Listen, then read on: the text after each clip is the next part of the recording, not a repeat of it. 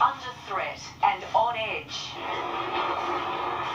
Residents told to leave as strong winds fan an out-of-control bushfire at Port Stephens. Malcolm Turnbull on the front foot as he fights to save his leadership. A minor glitch causes a major problem for Coles. And the Sharks keep their top four hopes alive with victory over the boys. This is NBN News with Jane Goldsmith. Good evening. Residents at Port Stephens near Newcastle have endured another horror day as wild winds fanned an out-of-control bushfire at Saltash. It prompted an emergency warning earlier in the day, with fire crews tonight battling to gain the upper hand. Fierce, relentless and funneling towards Saltash. Fanned by gale-force winds, the fire taking a late turn to Rooks Road. Homes directly in its line of sight, residents were told to take shelter as an emergency warning was issued. National Parks and Wildlife officers dozed a path through the thick scrub. The RFS tried to get closer, but there was no relief anywhere. A new threat emerging as the fire front moved rapidly towards Lemon Tree Passage Road, despite everything being done to stop it. These residents had already evacuated, emergency services pumping water from a creek to hose down their houses. An eerie wait as day turned to night, then moments later it hit. Homes along Lemon Tree Passage and Browns Road all under threat.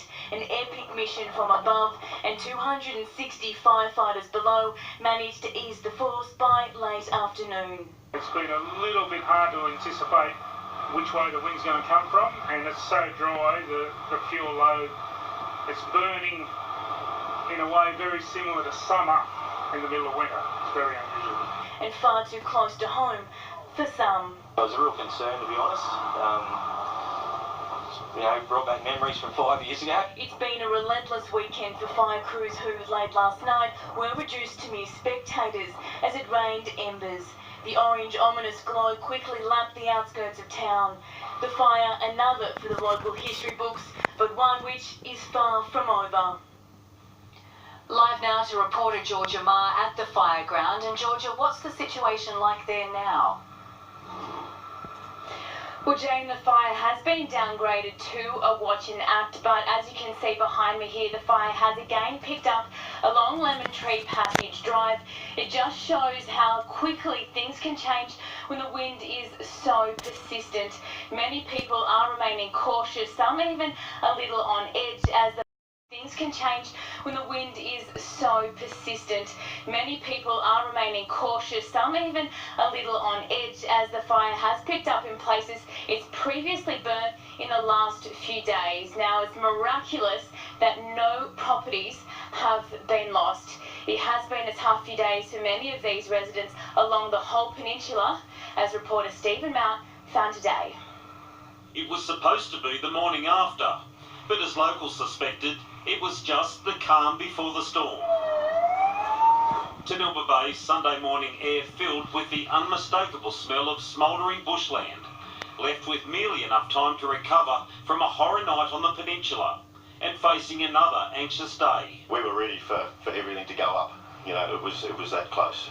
Oyster farmer Paul North spent the morning surveying how close he came to losing everything. It's all made, it's petrochemical, and if that stuff goes up, there's just no chance. There's no stopping it. It would have just gone straight down through all the businesses here. And it's not hard to see why. Just hours earlier, locals captured balls of fire spewing into the air. Ferocious winds the only audible sound. As an orange glow filled the night sky, crews tried desperately to save essential services. In these parts, when disaster strikes, community spirit kicks in.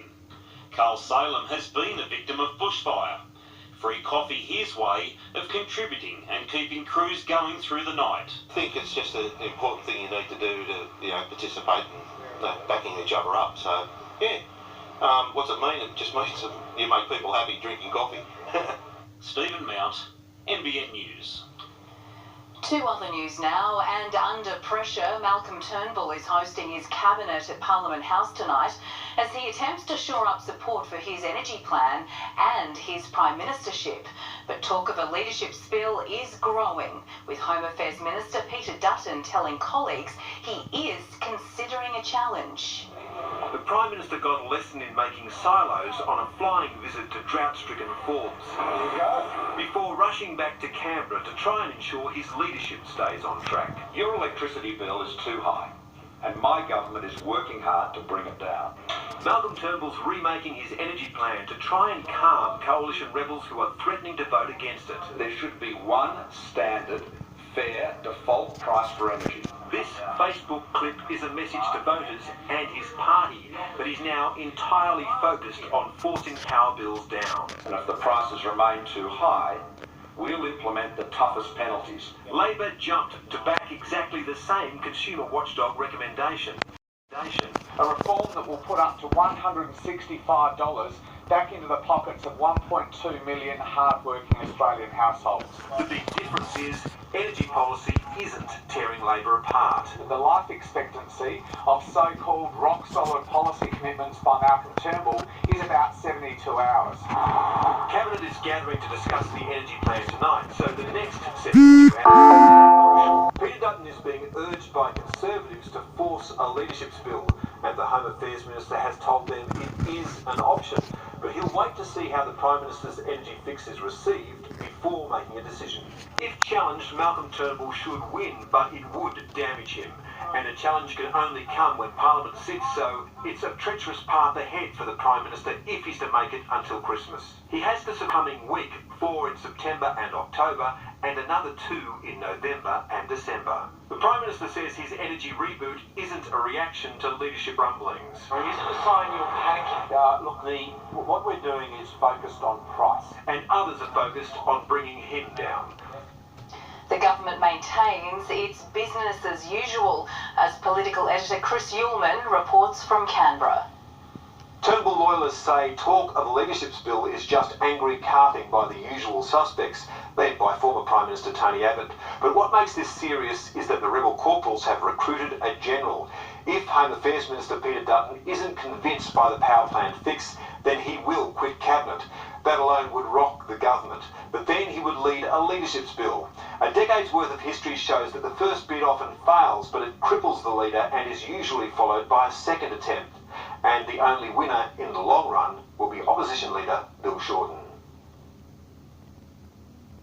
A police officer stabbed while off duty at a 16th birthday party has left hospital today as the teenager accused of attacking him was kept behind bars.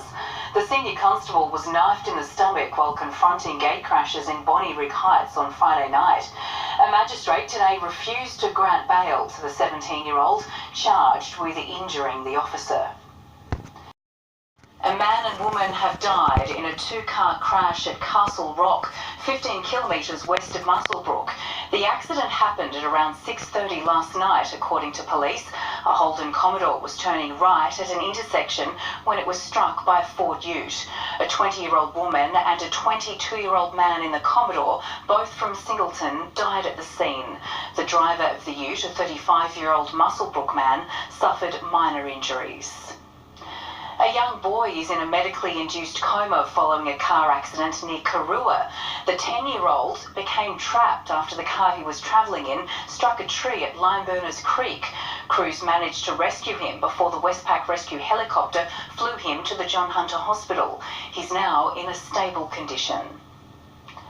2 years after powerful storms led to the unearthing of asbestos on Wamberal Beach, fragments are still being found.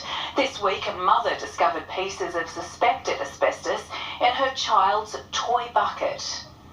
A nightmare for any parent. A Wamberal mother says she found a strange object in her 3-year-old daughter's bucket of goodies after a long walk along the beach. I just thought it was some tile or something that she'd found from a broken house or something. And she was playing with it, chalking. I got it and showed it to my husband that night. He's a builder, so he knows what it looks like, obviously. And it was asbestos. It's been 2 years since the destructive April storms, which led to the discovery of illegally dumped building materials on Wombrel Beach, some of which contained asbestos.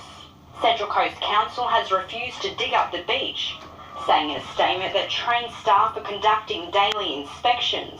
But this method has been criticised by politicians, including Liberal MLC Taylor Martin, who says more needs to be done. I myself have found pieces. We have other politicians, we have locals at the surf club here who are finding pieces every single day. It's right here, it needs to go. Council have to stop sitting on their hands and finally remove it, as they would expect of any private landholder to do. Council has also stated it's identified the risk to human health is low, promising to be vigilant.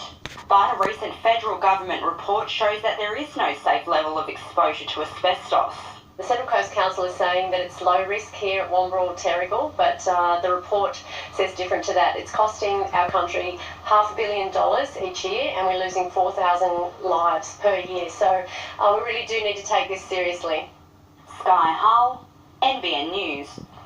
It takes a very worthwhile cause to get people out of bed early on a cold Sunday morning. But that's exactly what more than 100 police officers did today to help their own.